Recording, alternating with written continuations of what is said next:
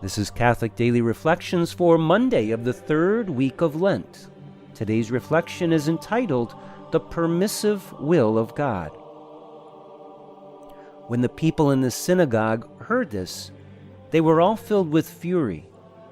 They rose up, drove him out of the town, and led him to the brow of the hill on which their town had been built, to hurl him down headlong. But he passed through the midst of them and went away. One of the first places Jesus went to begin his public ministry was his own hometown. After entering the synagogue and reading from the prophet Isaiah, Jesus proclaimed that the prophecy of Isaiah was now fulfilled in his very person.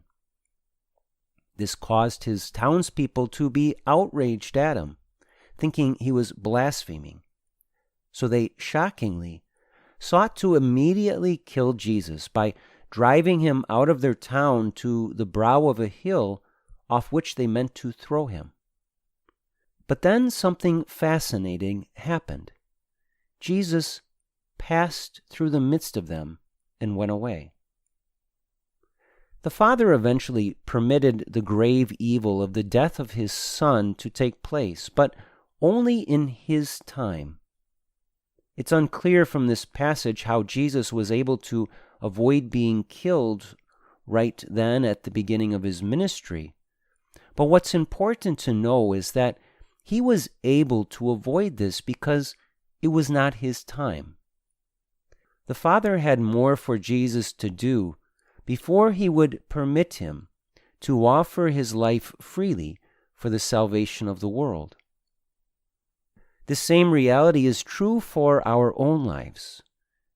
God does permit evil to happen at times because of the irrevocable gift of free will. When people choose evil, God will allow them to proceed, but always with a caveat. The caveat is that God only permits evil to be inflicted upon others when that evil is able to be ultimately used for God's glory and for some form of good. And it is only permitted in God's time.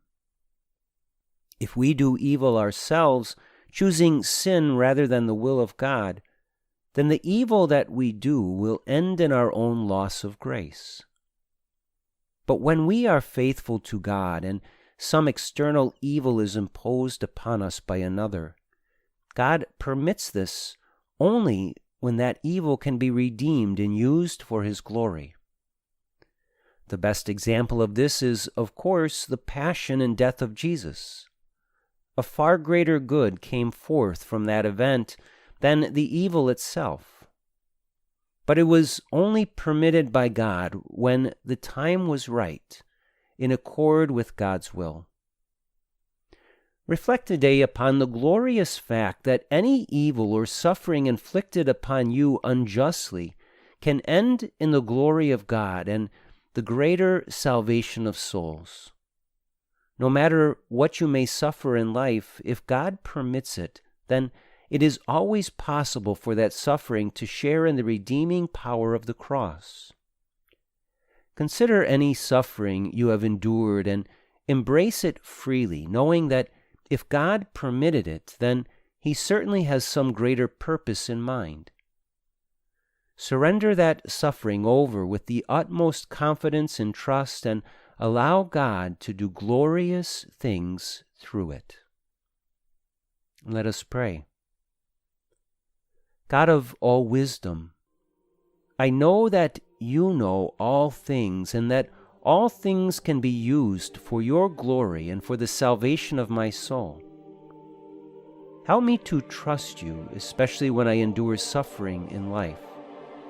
May I never despair when treated unjustly, and may my hope always be in you and in your power to redeem all things. Jesus, I trust in you.